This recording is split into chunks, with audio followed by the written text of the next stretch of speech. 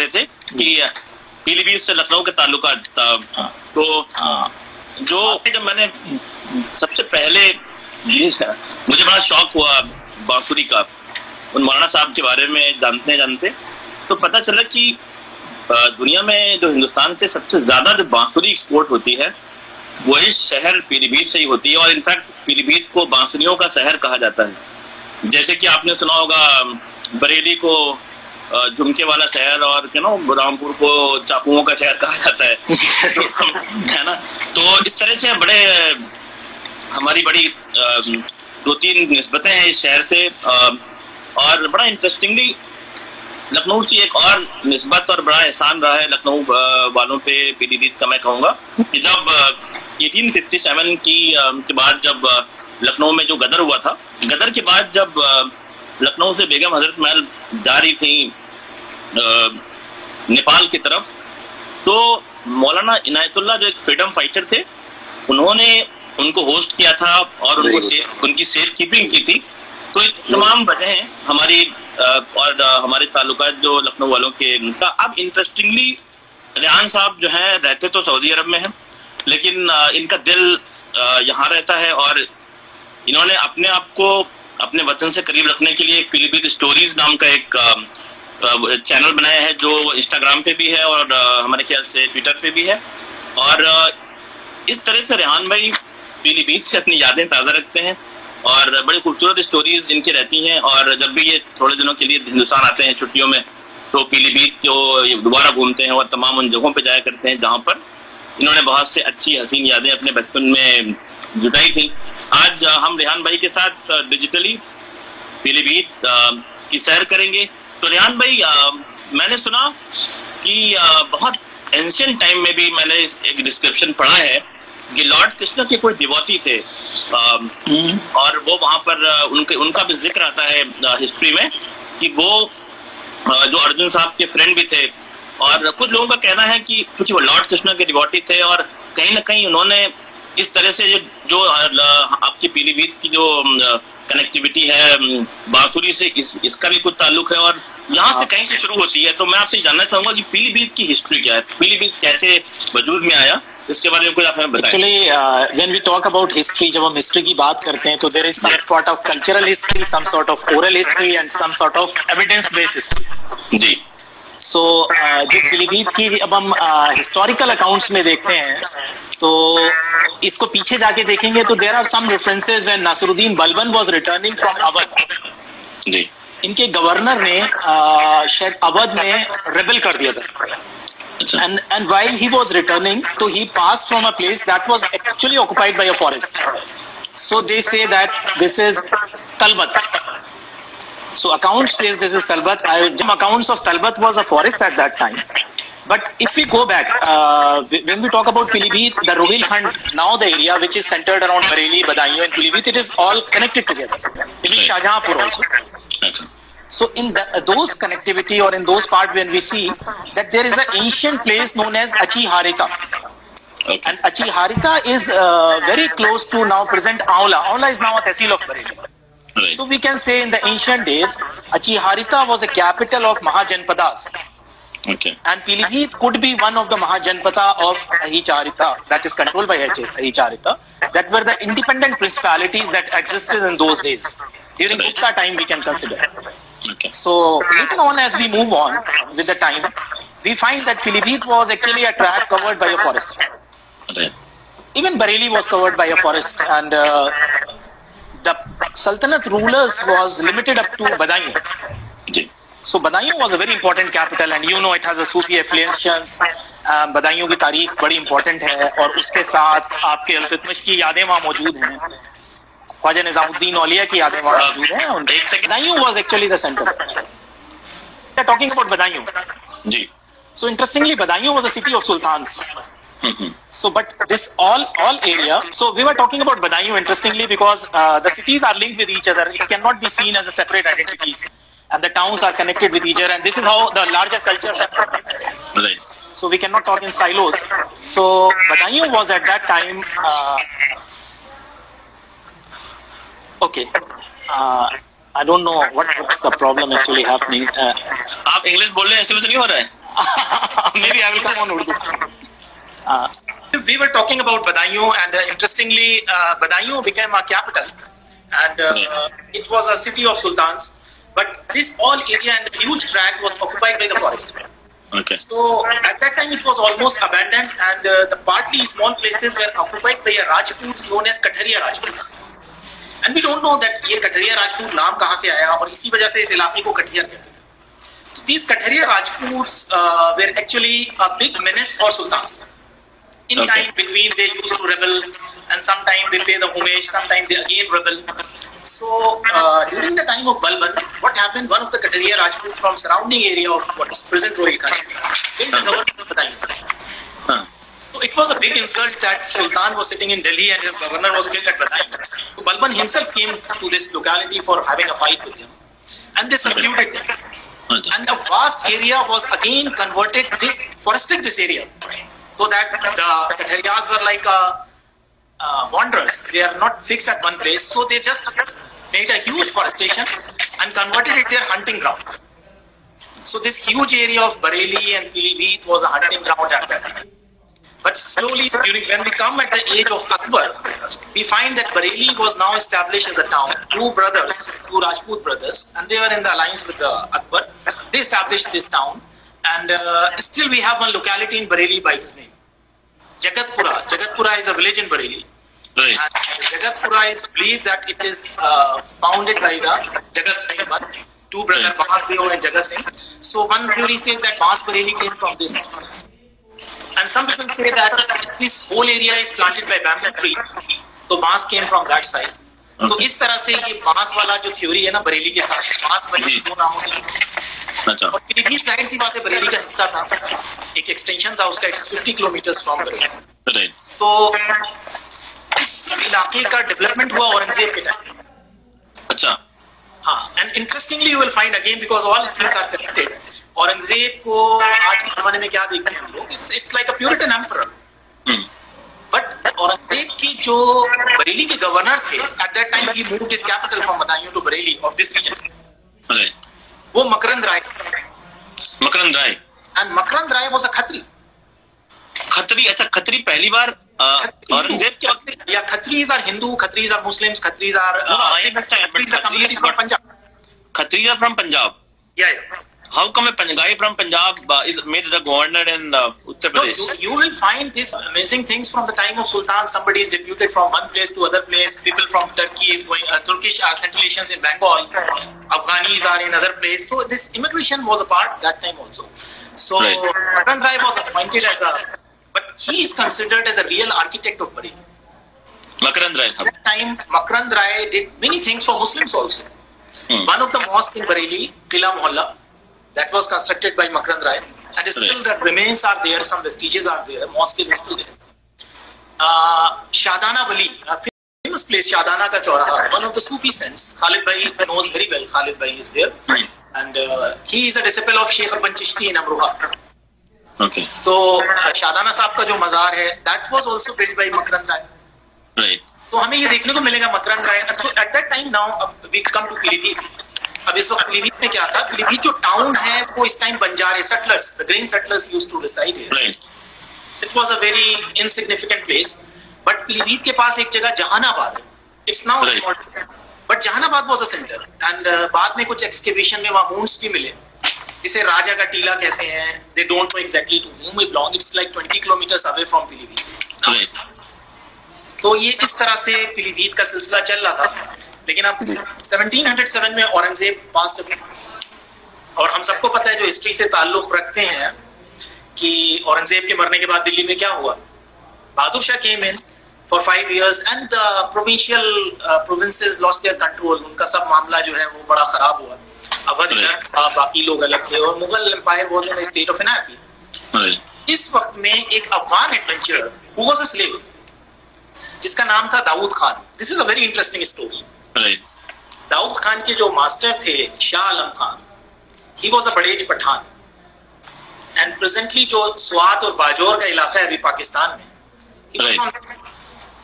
तो ये free slave थे. Slaves were free in that time. He was free slave. तो मास्टर से एग्रीमेंट हुआ, उन्होंने कहा चलो हम तुम्हें भेजते हैं, तुम जाओ ये रोहिलखंड के आसपास जो है ना घोड़ों की तिजारत हुआ करती थी, हरिद्वार में एक मेला भी लगता था उस वाले एक्सटेंशन पे, कुमायूं गढ़वाल वाला जो पार्ट।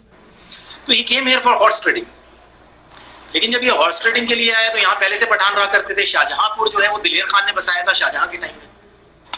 तो इन्होंने अपना एक छोटा मोटा मर्सनरी का रोल अदा किया और ये कठरिया राजपूत आपस में लड़ते रहते थे। तो ही अलाइड विद सम कठरिया राजपूत, और फिर कभी किसी से पैसे ले लिए, कभी किसी से पैसे ले लिए। तो इस सारी प्रोसेस में he was providing military service to तो वो घोड़ों की करने तो तिजारत आए थे, लेकिन यहाँ मिलिट्री सर्विसेज शुरू कर दी। अच्छा। क्या जब शाह आलम को पता चला वहां पे कि भाई मेरा जो गुलाम है तो बहुत पैसे कमा रहा है, he came in the search for him कि भाई तुम चलो वापस वरना मुझे कुछ पैसे दो। अच्छा। तो इन्होंने बड़ी रिस्पेक्ट से इनको रखा दाऊद खान ने, और इन्होंने कहा कि ठीक है हम आपको जो है कुछ पैसे देते हैं, मास्टर को पैसे वैसे देके उन्होंने वापस भेजा। अच्छा। बट फिर आ गए वापस, कहते हैं कि भाई नहीं अब तो तुम्हें चलना पड़ेगा। मतलब Shah Alam I think was demanding for more money. अच्छा। अग्नि में इसलिए तो कहते हैं कितने अकाउंट में सही है, वैसे ऑथेंटिक हिस्टोरियंस ने लिखा है। इकबाल हुसैन खान अलीगढ़ यूनिवर्सिटी के ऑक्सफोर्ड यूनिवर्सिटी प्रेस में छपी थी, लेट प्रोफेसर थे, उन्होंने रोहिला चिफ्टेंसीज पे पूरी हिस्ट्री की है, उनकी पीएचडी। तो उन्होंने लिखा है कि दाऊद खान ने बदायूं के पास अपने मास्टर को मरवा दिया। So this was alliance in that time, जो हम डिस्कस करना चाहते हैं कि मौका परस्ती हमेशा थी ना। अच्छा। तो बाद में उनके बेटे ने वहां उनका कब्र और मकबरा वगैरह बनवाया। तो खैर by this time Daud Khan was a strong man. अब लेकिन ये बहुत तेज था। तो ये राजा देवी चंद थे कुमायूं के राजा। अच्छा। खान डायनेस्टी, बाज बहादुर के डिसेंडेंट थे। बाज बहादुर की पेंटिंग बड़ी मशहूर है, शाहजहां के दौर के बाज बहादुर थे। तो ये राजा देवी चंद की सर्विस में आ गए और उनके लिए सर्विसेज प्रोवाइड करा करते थे। बट एक ऐसा एपिसोड आया कि बाद राजा देवी चंद केम विद द फौजदार ऑफ मुरादाबाद अजमतुल्लाह खान। मुगल आर्मीज और ये कुमायूं के राजा आमने सामने थे। तो दैट ड्यूरेशन दाऊद खान को अंदर से अजमतुल्लाह खान ने कोई बार्गेन कर दिया। अच्छा। And Daud Khan secretly help Azmatullah Khan, और कुमायूं के जो लोगों को बहुत बड़ी डिफीट हुई, दे वर बैडली क्रश्ड। अच्छा। तो in that case Daud Khan पहुंचे अपने राजा के पास फिर से पहुंचने की भाई मैं तो आया वापस लौट के, but he came to know that इन्होंने सीक्रेटली अलायंस कर लिया था। अच्छा। तो finally Devi Chand put him in a prison and he was brutally tortured and murdered. तो दाऊद खान का खात्मा बड़ा बुरा हुआ। अच्छा। बट लेकिन इसी दौर में एक बड़ी इंटरेस्टिंग बात है, और ये रामपुर से ताना जुड़ जाएगा। अगर कोई रामपुर का यहाँ पे तो उसके लिए बड़ा इंटरेस्टिंग है, और हमारे दानियाल भाई, खालिद भाई और रहीम भाई तो बहुत इंटरेस्टेड है इस हिस्ट्री में, तो they know better than me in fact. तो रामपुर के एक तरह से फाउंडिंग फादर ये हैं जिन्हें कहते हैं अली मोहम्मद खान। अच्छा। ये क्या हुआ कि दाऊद खान जब रेड करते थे, इनकी कोई औलाद नहीं थी, तो बरेली की किसी गांव के परगने में इनको एक बच्चा मिला जो काफी ऑथेंटिक अकाउंट्स कहते हैं कि किसी जाट का बच्चा था, बट लेटर ऑन उनको सैयद बना दिया गया। अच्छा। तो ऐसा होता है हमारे यहाँ भी, एक स्ट्रेटिफिकेशन जब बढ़ता है ना तो ऊपर नीचे हम करते रहते हैं अपनी कम्युनिटीज में। अच्छा। और Muslims is a part of our society. तो उस बच्चे को उन्होंने पाला, वो पठानों की तरह अफगानों की तरह पढ़ा। He was a Pashto speaking very cultured child. And जब दाऊद खान मरे तो तब तक Ali Mohammad Khan was quite capable to consider as adopted son to hold the position of Daud Khan. तो इस तरह से ये रोहिलखंड की पहली बुनियाद पड़ी। And now up to this time, एक जब ये देवी चंद के बाद की बात है कि कमरुद्दीन खान, जिसपे अभी हमारे खालिद भाई ने आर्टिकल लिखा था दिल्ली स्कूल वाला, वो was the founder of the Nizam dynasty, Asif जान। तो जब ये अली मोहम्मद खान ने अपनी मसल्स को और फ्लेक्स करना शुरू किया and they came in confrontation with Moradabad, तो कमरुद्दीन खान को अलार्म हुआ, ही वाज अ वजीर एट दिल्ली। उन्होंने कहा ये रोहिले तो अभी तक बहुत छोटी सी पोस्ट पे थे और अभी हमने इनको जो है ये इतने बड़े हो गए कि मुरादाबाद में आके अटैक करेंगे। दे डायरेक्टली रिफ्यूटेड कि हम वो पैसा नहीं देंगे, मुगलों को हम कोई इजरा नहीं देंगे, हम टैक्सेस नहीं देंगे। So they claim independence. तो फिर ये मुगल से फिर कॉन्फ्रंटेशन हुआ, but somehow Ali Mohammad Khan was a very clever man, बहुत तेज थे। तो he make some arrangement with Qamruddin Khan. इन दो जो मुरादाबाद के उस वक्त फौजदार थे, he was again a Khatri, राजा साहब, राजा जयसुख राय थे, वो भी खत्री थे। तो उन्होंने क्या किया कि राजा जयसुख राय ने कहा कि भाई ये बड़ा अलार्मिंग है, आप इनसे अलायंस कर रहे हैं, बट उन्होंने अलायंस कर लिया और इनको ले गए मुगल कोर्ट में और इनको 5000 का मनसब मिल गया। अच्छा। अब ये अपनी नौबत बजवा सकते थे और वो तमाम कल्चर कर सकते थे जो एक इंडिपेंडेंट मनसबदार करता है। Now he is officially assigned as a मनसबदार ऑफ मुगल्स। और इसी दौर में इनको याद आया कि हमारे जो वालिद के मास्टर थे शाह आलम साहब, उनके बेटे को बुलाया जाए। तो यहाँ से पीलीभीत की स्टोरी शुरू होती है। अच्छा। ही वाज हाफिज रहमत खान। अच्छा। तो इन्होंने लेटर्स लिखे कि हम बड़े ग्रेटफुल हैं और हमारे वालिद आपके मास्टर थे, तो ये उस तरह के अलायंसेस पहले देखिए, उन्होंने अगर उन्हें कत्ल भी कर दिया लेकिन उनके अडॉप्टेड सन ने उसको रेसिप्रोकेट किया and he called him sending letters. तो ये काफी एबल एडमिनिस्ट्रेटिव थे। He came back to Pilibhit Rohilkhand from Bajaur. The place is शार Tur Shahmatpur, it is in now North West Frontier. तो ये वहां से आए and then he came to join their alliance and finally 1741 में एक देशपत राय बंजारा जो था उससे इन्होंने पीलीभीत को जीता and this was assigned as an independent जागीर ऑफ हाफिज रहमत खान। तो यहाँ से ये पीलीभीत की मेन स्ट्रीम हिस्ट्री शुरू होती है। अच्छा। तो इत्तेफाक से 1948 में जब अली मोहम्मद खान की डेथ हुई तो ये अफगानों का हमेशा से जो रूल रहा है ना, प्रिंसिपैलिटीज, वो सरदारों में डिवाइडेड होती थी। That was not absolute. अब वो उनका जो खैबर पख्तून में अभी भी चलता है ना, वो क्या कहते हैं, उनका जो एक कोड है इसको वो फॉलो करते हैं। Khan Abdul Ghaffar Khan followed that code for establishing a peace. वो लोया जिगरा के नाम से जो उसको जिगरा, जी जी करेक्ट। उसमें बहुत ह्यूमैनिस्टिक एस्पेक्ट्स हैं। हम आजकल जो अफगानों को देखते हैं ना, that's more Taliban Afghans. Afghans are not like this. If you go in the history, they are like more tolerant and they have a different sort of image. तो उस वक्त में जब इनका इंतकाल हुआ अली मोहम्मद खान का, तो इससे बीच में और भी बहुत सारे अप एंड डाउन्स दिल्ली में हुए, उसको हम डिस्कस नहीं कर सकते यहाँ बहुत।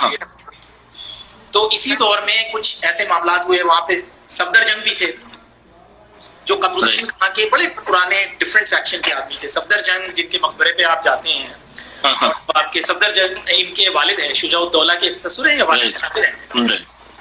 तो Safdarjung was completely opposed to Rohillas बिगा को। कमरुद्दीन खान जो थे वो तुरानी फैक्शन के थे और ये ईरानी फैक्शन के थे, तो ये बड़ी लड़ाइयां होती थी।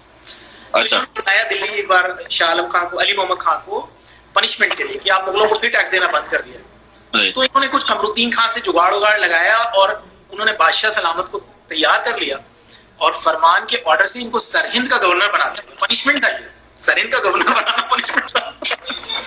अच्छा। इवन सफदरजंग ने तो बुलाया इसलिए था कि हम इनको यहाँ क्रश करेंगे, लेकिन तीर आतिश थे उस वक्त दिल्ली में और कमरुद्दीन खान उसमें वजीर थे। तो ये जब सरहिंद में थे तो अब्दाली ने अटैक कर दिया वहां पे। ये छोड़ छाड़ के भाग गए। अली मोहम्मद खान का अब्दाली ने अटैक किया है तो ये वहां से छोड़ छाड़ के कहाँ भागा है? रोहिलखंड।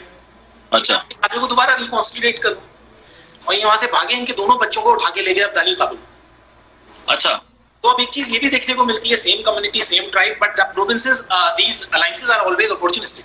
राइट। तो उसने नहीं छोड़ा अब्दाली ने, इन दोनों बच्चों को एज अ रैंसम उठा के ले गए। इनके दो बच्चे जो फजलुल्लाह खान थे और दूसरे बच्चे अब्दुल्ला खान थे, दोनों को उठा लिया। Right. And they were imprisoned in Kabul for 4 years।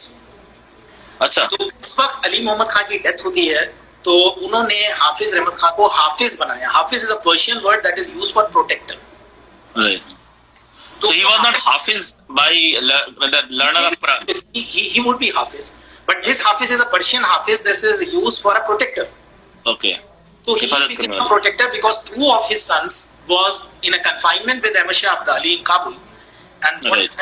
goes to his province. So he was a protector, and his son was minor. Saadullah Khan was 10 years then. अच्छा अच्छा अच्छा। तो ये इस तरह से जब ये हाफिज बन गए तो then all the power was controlled in his hand. Right. तो पीलीभीत को इन्होंने कंसोलिडेट करना शुरू किया और शायद पीलीभीत की लोकेशन बरेली से थोड़ी अलग थी। इंडो नेपाल बॉर्डर से ये मिलता है। Right.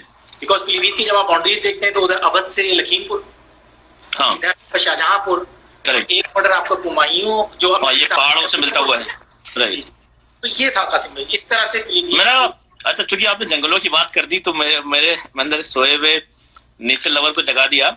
पुराने तस्करे जो मिलते हैं पीलीभीत के, नॉर्मली मैंने देखा है कि जब आप जहां पर भी अफगान्स रहे हैं, मुगल्स रहे हैं या कोई भी राजा रहा है सल्तनत के बाद का, अक्सर वहां पर अच्छे गार्डन्स और अच्छे बागात भी हुए हैं।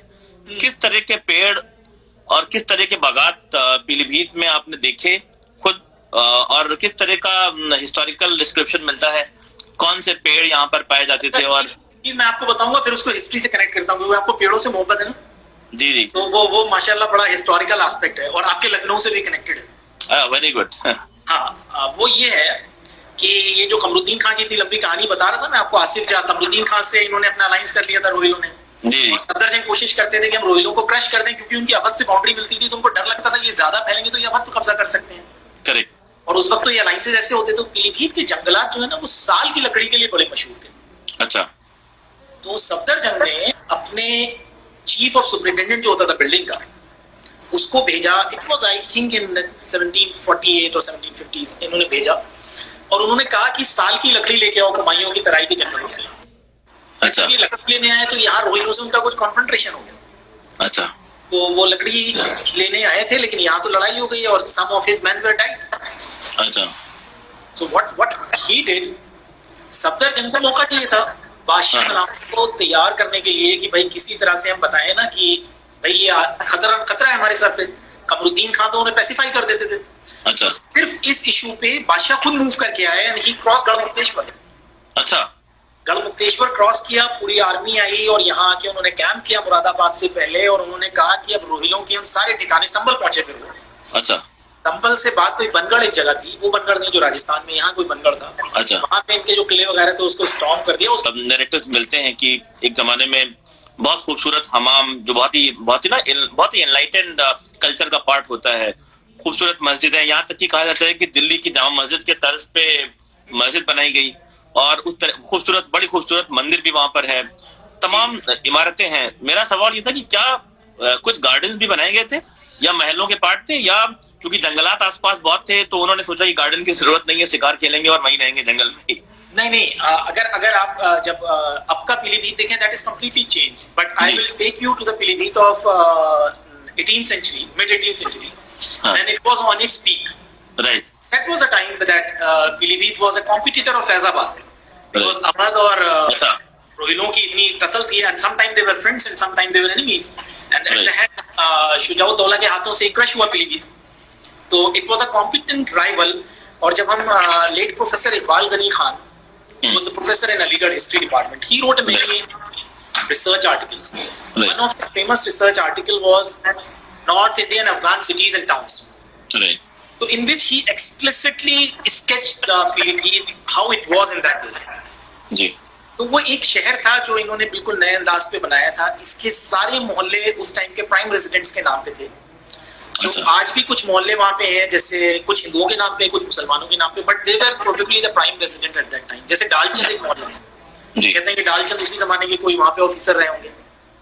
एक मोहल्ला शेख कबीर है। So Sheikh Kabir was a very good friend of Hafiz Rahmat Khan, and he came from Tur Shahmadpur to this place.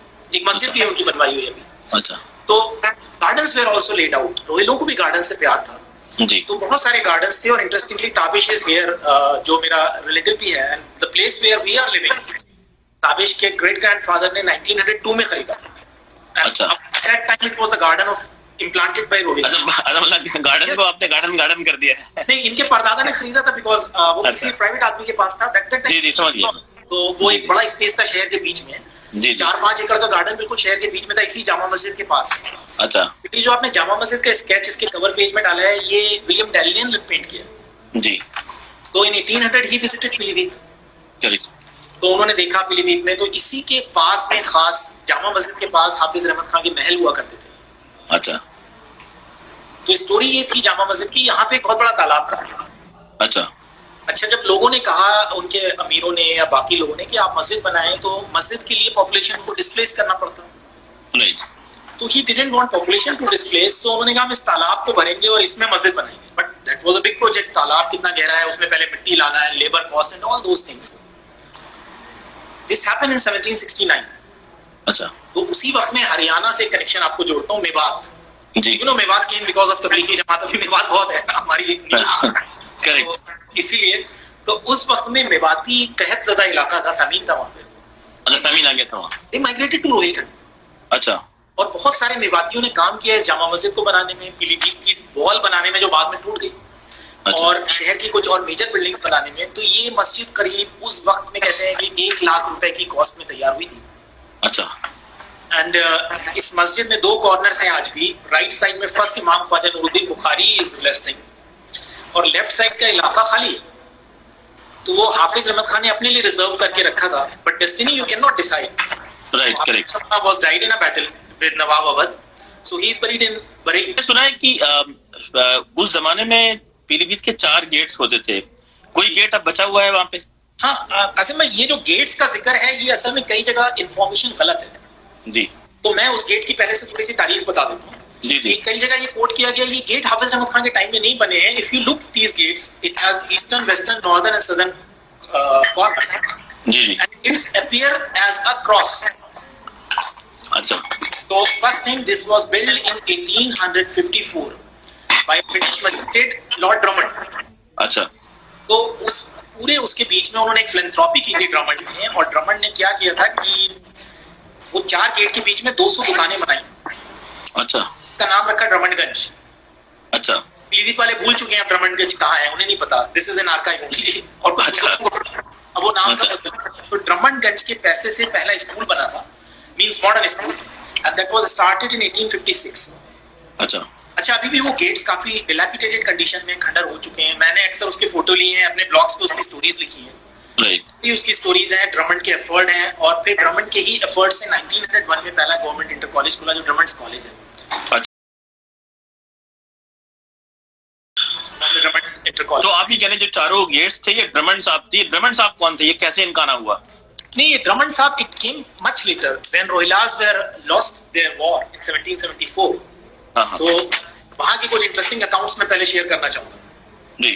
जब 1774 में रोहिलास की वॉर हुई, they lost, and East India Company the new ally of Nawab Awadh, असल में टू बी वेरी फ्रैंक, जो सफदरजंग ये शुजाउद्दौला साहब जो थे, he was also always turning for a rising alliance because उन्हें अपना अवध बचाना था। अच्छा, तो इससे थोड़ा पीछे चले, जब बक्सर की लड़ाई हुई ना जी, तो रोहिले और नवाब अवध अलाइज थे। 5000 रोहिले पीलीभीत से और बरेली से गए थे नवाब अवध के साथ लड़ने के लिए। अच्छा, अच्छा, और नवाब साहब जब वहां हार गए बक्सर की वॉर, तो नवाब फ्लेड टू फैजाबाद। अच्छा, फैजाबाद से उन्होंने अपने सारे हरम को इकट्ठा किया because he was fearing with the British. जी, तो वहां से नवाब साहब कहां पहुंचते हैं? बरेली। अच्छा, and he was living with Hafiz Rahmat Khan in his security. अच्छा, And he lived with Hafiz Rahmat Khan for some time, like 2 to 3 months he spent in Rohilkhand, और वो तैयार करना चाह रहे थे एक बड़ा अलायंस कि मैं तैयार करूं मराठों को और रोहिलों को और तमाम लोगों को, और फिर से हम लड़े जाके ना अंग्रेजों से। लेकिन इनको लगा कि अंग्रेज बहुत एडवांस हैं, सो दे टर्न्ड। अच्छा, और इस तरह से फिर कारा और कोरा की एक ट्रीटी है, ट्रीटी ईस्ट इंडिया का। तो नहीं, मेरे को जो मुझे जो ताज्जुब हो रहा है, जो मैंने पढ़ा कि जो बरेली गेट्स थे उनमें एक हुसैनी गेट था। हाँ, this is wrong information Khalid भाई, this is on Wikipedia, this is wrong information. अच्छा, I strongly refute it with my articles in my blog and give the references and all the archives. This is wrong information. अच्छा, तो ये बात की history है ये? हाँ, ये बात की हिस्ट्री है, लेकिन एक हमाम आज भी बचा हुआ है जो उस दौर का है। जी। तो हम वॉर पे चल रहे थे ना, हाँ, और उन बिल्डिंग्स पे चल रहे थे, तो जब वॉर हो गई, वॉर में रोहिलास वर लॉस्ट इन 1774।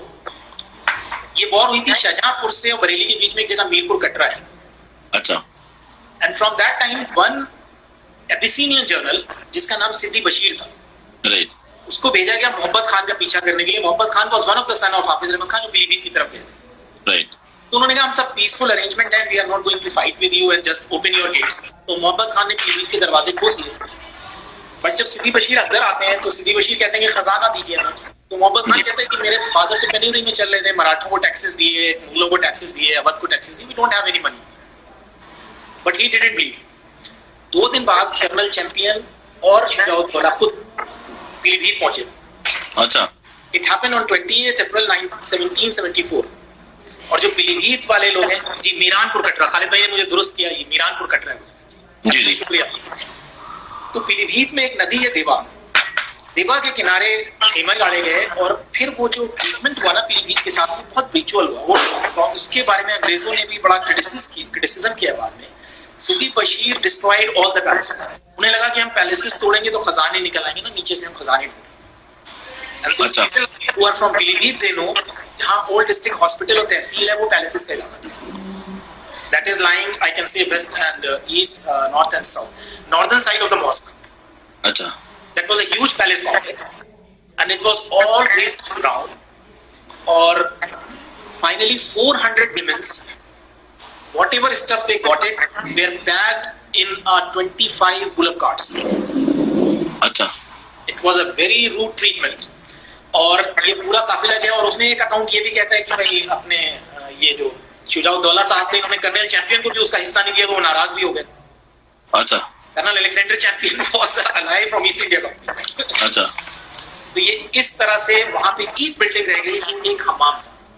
अच्छा, unfortunately that Hamam was working till 1970s। मेरे वालिद ने और पीलीभीत के लोगों के पुराने लोगों ने उसको अपने बचपन में वर्किंग कंडीशन में अच्छा. It has 3 chambers, hot chamber, warm chamber, preparatory chamber. It was a very was in a fine condition, run by traditionally barbers. अच्छा. But unfortunately ये traditions खत्म हो गए. वो हज्जाम और बार्बर जो हुआ करते थे और नहाने के जो दौर होते थे, और पिछले 35 साल में now it is completely ruined and crumbled. वो अभी भी बचाया जा सकता है अगर कोई ऑर्गेनाइजेशन उसको कोशिश करे. अच्छा, गौरी शंकर मंदिर के बारे में बताएं. बड़ी खूबसूरत बिल्डिंग, और बहुत सुना है आपके शहर की इस बिल्ड. जी. ये फिर एक हमारे हिंदुस्तान की जो मिली जुली तारीख होती है ना, सिंक्रेटिक, जिसे हम कहते हैं गंगी जमनी तहजीब, उसकी ये एक मिसाल है. जी. क्योंकि जब आप गौरी शंकर मंदिर को देखेंगे, एक स्टेशन पे हैंडमेड पेंटिंग हुआ करती थी जो अभी रिसेंटली रेनोवेट स्टेशन, तो वहां से उसको हटा दिया गया.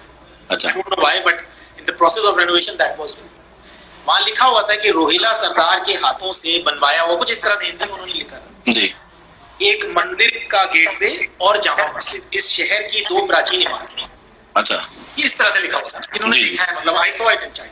Extremely beautiful. I have seen that. It's very beautiful, and first of all जो कहते हैं ना आर्किटेक्चरल ब्लेंडिंग, जो हमारे हिस्ट्री के शौकीन लोग बात करते हैं ना कि जो 2-3 तरह के कल्चर्स मिक्स होते हैं. गौरी शंकर मंदिर के गेटवे को देख के कोई भी समझेगा ये कोई मस्जिद जैसा. जी, करेक्ट. ये बड़े बड़े मीनार, हाँ. जब तक मैंने झंडा नहीं देखा था मुझको भी लग रहा था ये कोई मस्जिद का एंट्रेंस है. हाँ. ये क्या था कि जब हाफिज रहमत खान ने 1769 में जामा मस्जिद बनवाई, तो इनके दीवान थे, वो भी खत्री थे, राव पहाड़ सिंह. जी. राव पहाड़ सिंह इनके बहुत क्लोज एसोसिएट थे, खत्री दीवान थे. और हाफिज रहमत खान के अच्छा, वो खत्री थे लेकिन अपना सरनेम राव और सिंह लिखते थे. जी, राव पहाड़ सिंह. जी. अच्छा. राव पहाड़ सिंह का काफी रोल था रोहिलों की सरकार में, तो उन्होंने इस मंदिर को कंस्ट्रक्ट कराया था. उसकी फिर अपनी तारीख है पीछे से, मैं अगर आप कहेंगे तो बयान करूंगा. तो ये गेटवे फिर हाफिज रहमत खान ने खुद बनवाया. अच्छा. ये कहते हैं ये उसी सामान से बना था जिससे जामा मस्जिद बनी है, और उन्हीं मेवातियों ने बनाया था जो मेवात से है.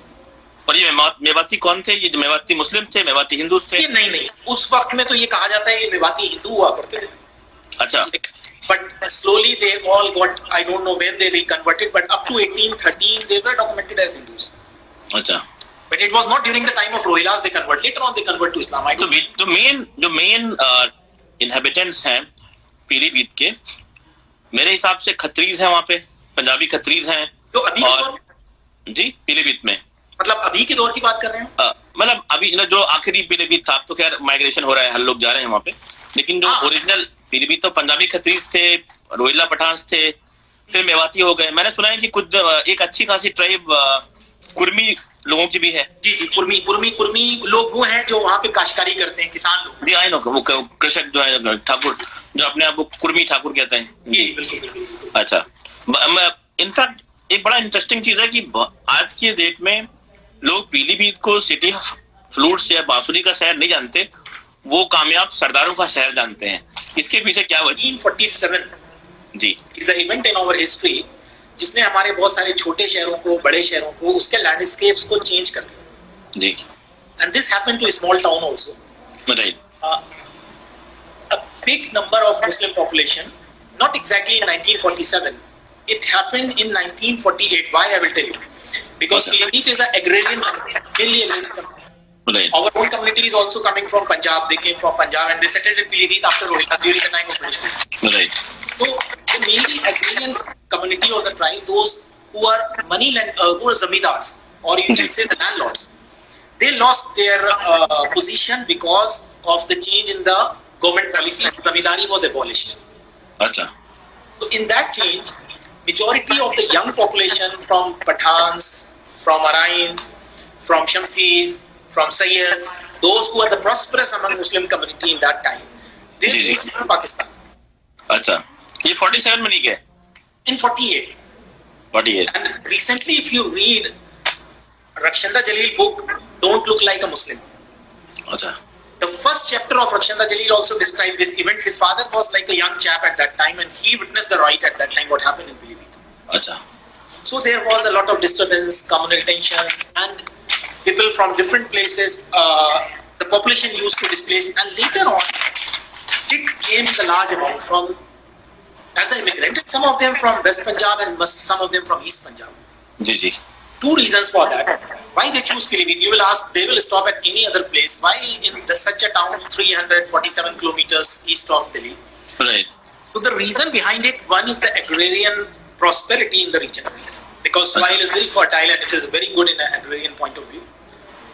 Foothills of Himalayas. Right. And third, they have a spiritual affiliation and legendary spiritual affiliation of Pilibhit with the Sikh religion. Right. In a Pakadiya Mohalla, there is a Gurdwara. That's recently built. इस गुरुद्वारे को कहते हैं कि जब गुरु गोविंद जी नानक मता है, तो ऑडियंसेस पूछेंगे नानक मता कहाँ है? जी जी। नानक मता सिखों की एक होली श्राइन है जो पीलीभीत से 40 किलोमीटर दूर है। राइट। वो कहते हैं कि गुरु नानक देव जी अपनी उदासी के वक्त में वहां ठहरे थे और जो योगी साधु थे उनसे उनके काफी कन्फ्रंटेशन और रिलीजियस डिबेट्स हुई। अच्छा। और इनके साथ वो उनके जो मुस्लिम डिसिपल थे ना, भाई मर्दाना जी जो पेंटिंग राइट, भाई मर्दाना भी इनके साथ थे। According to Sikh accounts, yes. अच्छा। Vikramjit speak on that, I think someday. अच्छा। अच्छा अच्छा। Legendary story. अच्छा। तो ये उसके बाद कहते हैं कि योगियों ने फिर से जब गुरु नानक के बाद जब गुरु नानक चले, योगियों ने फिर कब्जा कर लिया। अच्छा। वहाँ के बाबा अलमस जी होते हैं, अभी भी गुरु नानक की जो श्राइन है वहाँ पे नानक मता में, वहाँ बाबा अलमस जी का वो बना हुआ है, इनकी जो समाधि है। बाबा अलमस जी को भगा दिया और बाबा अलमस जी कंप्लेंट टू गुरु गोविंद सिंह आके हमें रिलीज कराइए भाई। अच्छा। तो गुरु गोविंद जी came to नानक मता, still they have one Gurdwara where Guru Gobind Ji stayed. And while he was going back to Punjab, he passed from Pilibhit. अच्छा। और वो कहते हैं वो पकड़िया में जो गुरुद्वारा है वो जगह थी जहाँ गुरु नानक जी ने जो है रेस्ट किया था, and he stayed for, and at that time it was forest definitely. Right. तो बाद में सिखों ने यहाँ गुरुद्वारा बनाया। तो ये एक स्पिरिचुअल एफिलिएशन ये इस लैंड से सिखों का। अभी what percentage of Sikhs are there in Pilibhit? Yeah, percentage of Sikh is not very high. But they are prosperous, so they are like, it is not. But I tell you, there is one constituency in Pilibhit known as Puranpur. अच्छा। That borders with Lakhimpur. Ji. And jungle of Mala, you have heard about Mala, you love forest. Mala, हाँ, correct. हाँ। So this is a constituency where Sikh are very prosperous and they have good number. अच्छा। But still some of the villages of Arains, Muslim Arains, I told you, those who migrated from Punjab and they were the big zamindars at that time. Right. Some of the whole villages of Arains displaced to Pakistan and they were occupied by Sikhs. अच्छा। I visited many of those villages. जी जी। तो ये तो हुआ एक political और structure और एक तरह का सोशल स्ट्रक्चर।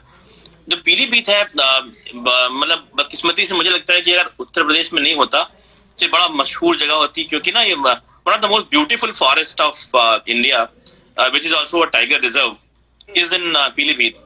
पीलीभीत somehow उतना प्रोमिनेंट नहीं हो पाया जितना दूसरे, इवन सरिस्का के बराबर प्रोमिनेंट नहीं हुआ। मतलब सवाई माधोपुर तो मैं छोड़ दूं, जबकि जंगल बहुत खूबसूरत है। उसके बारे में कुछ बताएं हमें, टाइगर सेंचुरी जो पीलीभीत की है। अच्छा अच्छा अच्छा, बिल्कुल बिल्कुल। मुझे याद है कि आप पिछली बार टाइगर सेंचुरी में काफी दिन रहे भी थे। Tiger century, and before talking on tiger sanctuary, I will again talk on some aspect of the forest. Actually, British took care of these forests. अच्छा। And they reserved a part of a forest of Pilibhit. But actually, you know, man versus, before starting our live video, Wildlife Trust of India just tagged Pilibhit stories because they think we are sharing the beauties and culture of Pilibhit. He just tagged a story that on 2 days before, 3 days before in the March, 2 of the ladies were killed by the tiger. अच्छा। And I wrote a detailed article about it in 2018 on my blog, that there is man versus wild conflict because we are eating the space of the animals, definitely. Right. We are approaching the lands. So if we go back to 1970, almost 60 to 70% of the area was occupied by the forest. अच्छा। 60% of it. But a huge deforestation took place. Until now, we have 23% of the area is occupied by forest. That is equivalent to, I think, 780 square kilometers. Huge encroachment in animal land. And population explosion, we are eating up the forest and population is definitely 1910 Gazette says the population of Pilibhit was 4 lakh, whole district. Right. Now it is 20 lakh. 5 times per year. So you see the population explosion. So Right. so man versus wild conflict I was talking about. So in Pilibhit, every next door home, the old zamindars, you will listen the stories of Jim Corbett. Correct. Why? Because Jim Corbett, before becoming a wildlife conservationist, was a hunter. And he used to hunt man-eaters, leopards in the Tarais and Humayuns. So these zamindars, most of them, some have real and some have legendary. So they are like working as associate hunters. And today, while reviewing, coming to your what we talk, I was reviewing the District Gazette of Pilibhit, 1909. Right. So it was written, I will give you the exact number, in 613 rupees at that time. they have give a award for killing the wild animals. अच्छा. And that include number of the tigers also. अच्छा. It's an amazing number. In 613 rupees, you see, they got killed almost 20 tigers, leopards, and some wild swines because they are enough for the population. Right. So it is quite rich from the long time. Right. And this area was quite rich. So how has been your sighting experience? How has been your sightings? You were there for I think few days during your last visit. I went for one forest expedition trip, and the guy Amir Khan was very good. Maybe he is right now watching us, and he gave a very good exploration. So right now, how was the sighting? Could you see them big cats? Unfortunately not. Unfortunately not. But they say now they have 65 tigers now in the reserve. But the forest is very big, and the terrain is very difficult, very lush terrain. Very difficult. Terrain is very difficult, and especially you can find the sal, sagon, and kadam, right, tulsi, right, jamun. These are the trees which tool. One is known as tool. I don't know. It looks like a neem tree. You know better than toon. Toon. Tool बोलते हैं. ठीक है बोले. हाँ वो नीम वहाँ खूबसूरत वो बड़ी हाँ वो बड़ा अच्छी लकड़ी. It's just very strong, you know. One important forest of Pilibhit, Katha Khair. Khair, अच्छा. Khair tree is a good source of income also. Right. So Khair was quite rich. अच्छा. Now tell me, ये जो खैबर पख्तूनवा से जो लोग आए हुए थे. जी. So has the migration happened completely? They've gone all 100%. They've gone back, or you still have? No. They assimilated in this part. If you come to Bareilly, Pilibhit, Muradabad, you will find the Pathans who have the ancestry to that they're Afghan adventurers, and they usually came to settle. And later on, during the time of 1857, they again rebelled against the Britishers. And for 1 year, entire Pilibhit, Bareilly, and Shahjahanpur, you talk about Inayatullah Khan. Right. So Inayatullah Khan was working under the leadership of Khan Bahadur Khan, who was the grandson of Hafiz Rahmat Khan at Bareilly. Achha. A complete detailed story on life history India in a Hindi language. So who were the prominent? So I knew Inayatullah Khan Sahab because he was the religious leader of Khan Bahadur Khan. Achha. So who were other prominent freedom fighters from Pilibhit? Yeah, Khan Bahadur Khan was hanged at Bareilly. He had to sacrifice his life. Yes. Yeah, अच्छा.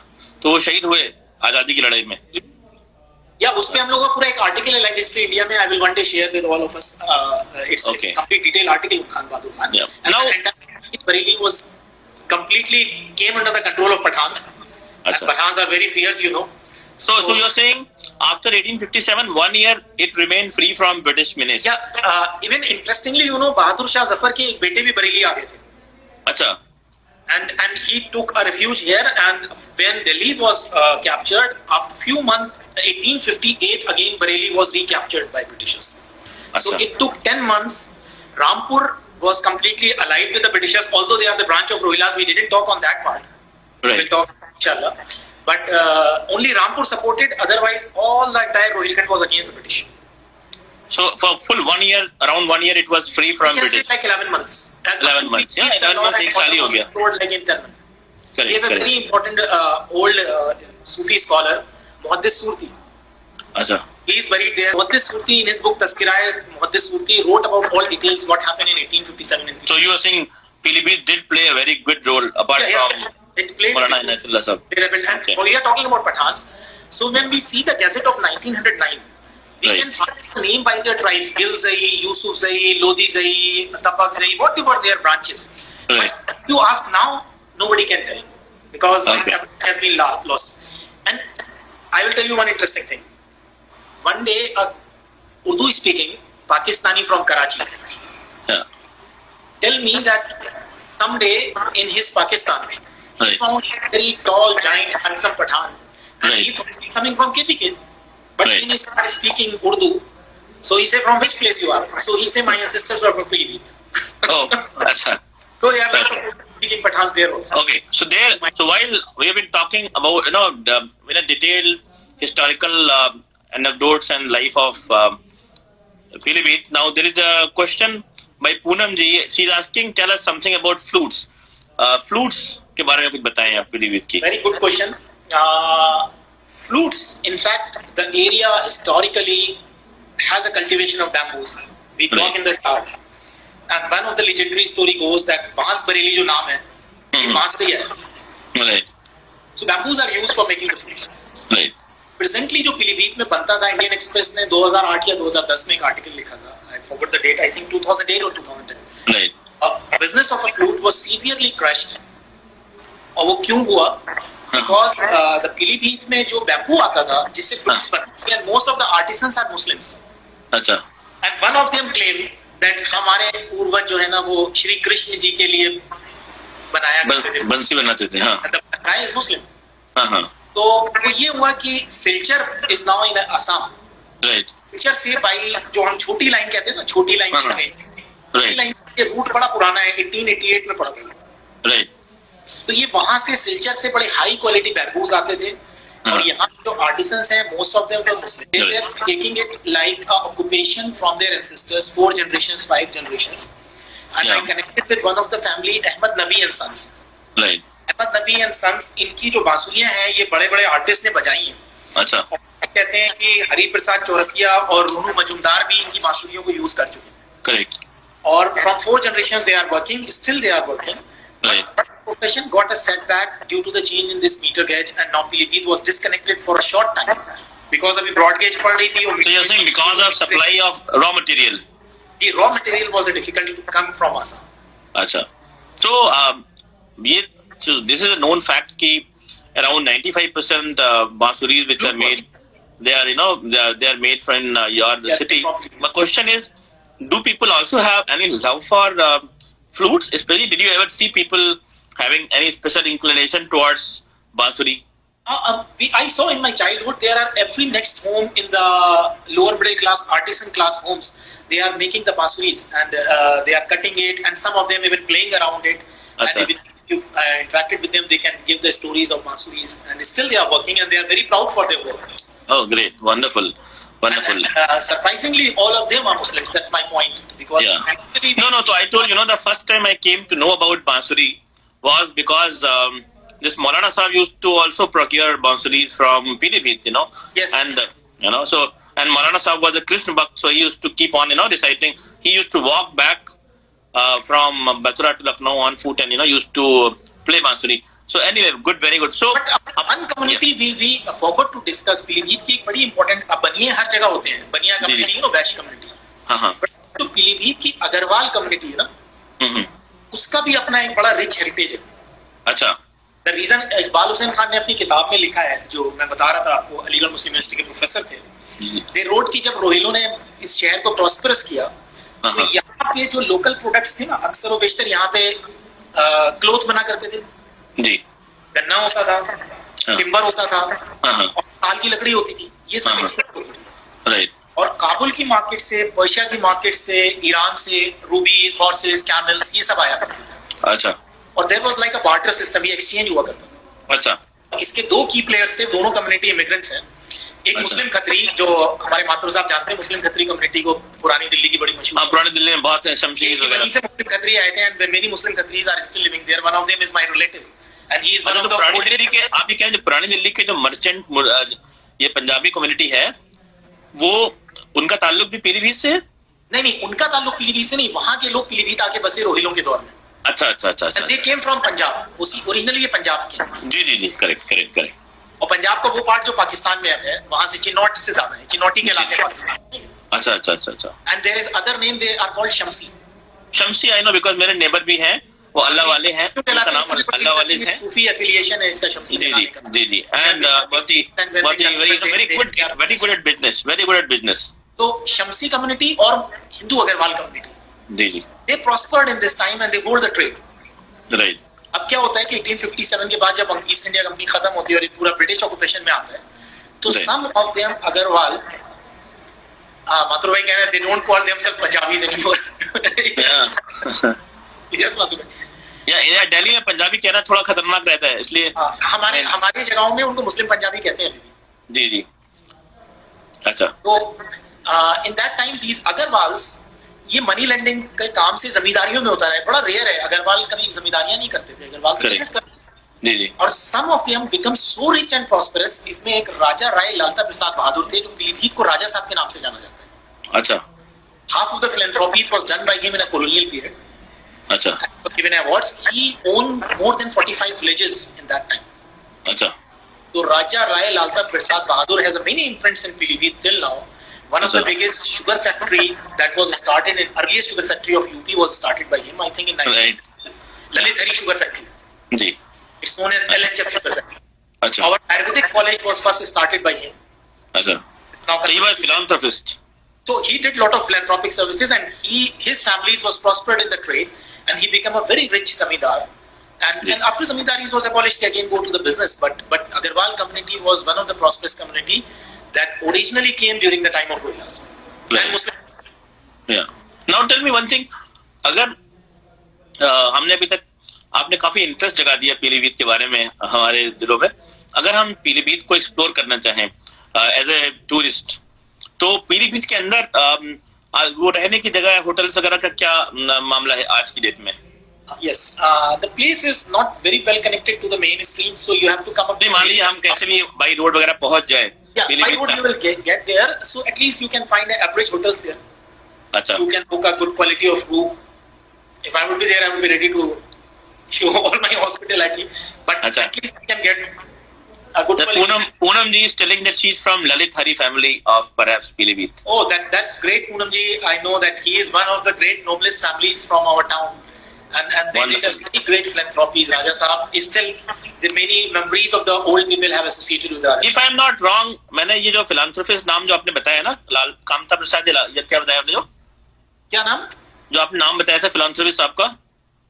राजा राय लालता प्रसाद बहादुर, two brothers. मुझे ऐसा लगता है कि मैंने लालता प्रसाद साहब से related कुछ बिल्डिंग या कुछ काम लखनऊ में भी देखा है, ये सुना है. They were a big businessman. They were one of the biggest. Still they own a very big business. Yes. Ji. So probably you can find one of the companies there. Ji. No, I mean Poonam ji, they did. If you do good, the good lives on. So very good to know, and thanks for joining us today. So आप ये कह रहे थे कि वहाँ ठहरने की average facilities available हैं. और आज एक आदमी लगभग grade small city, small town. So you can get a hotel, and you can. तो apart from टाइगर सेंचुरी वाला जो काम है वो तो मुझे पता है कैसे करना है. अगर हिस्टोरिकल इमारतें और स्कूल वगैरह देखना हो, sort of heritage awareness, but you can go around and watch Jama Masjid. You can see Gauri Shankar Mandir. There is again in the old town of Sahukara, there is a temple built by Raja Sahab. That's known as Raja Sahab ka Mandir. So it's not very old. It's like 80-90 years old. Raja Sahab ka Mandir is there. And you can find some of the dilapidated monuments around. Lot of history. If somebody a history lover, he can find lot of things there. जी. हाँ, वही मैं पूनम जी ने बताया. शाहनजर road पे हम लोग अक्सर वहाँ घूमते भी रहे हैं और नमाज वगैरह पढ़ने भी जाते हैं अक्सर. तो पीलीभीत हाउस शायद मैंने वहीं देखा होगा. Yeah, good, very good. Ji. Thank you Poonam ji for sharing this information. Thank you.